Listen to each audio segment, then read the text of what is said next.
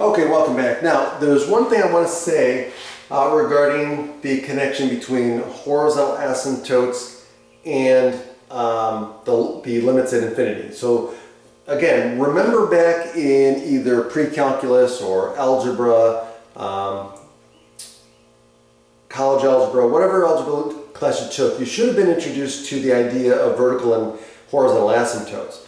So remember, when it comes to vertical asymptotes, the graph will never cross vertical asymptotes. Okay, and if you understand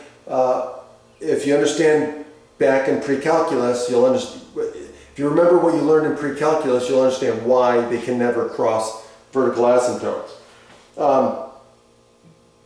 Now, horizontal asymptotes, though, the graph may or may not cross. Okay, so there's examples of where a function will cross the horizontal asymptote. There are examples of where the function does not. Okay, so remember, in order to test whether a graph of a function crosses a horizontal asymptote, you've got to set the function equal to that number, to that value, L, and then see if you can solve for x. Okay, if you can, then you know it crosses. If you can't, then you know it doesn't cross because there's no solution.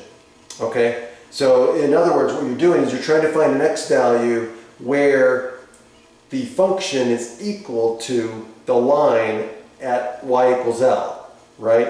If you can't solve it, that means that it doesn't exist and so therefore it doesn't cross. If you can solve it and find an x value, then you know that at that x value, it does cross the horizontal asymptote. So again, just keep that in mind. Again, if you need to go back and review and dust off the cobwebs, but remember, you may want to test that or it may require you to test that in a graphing problem or other situation. Okay? So other than that, see you next time.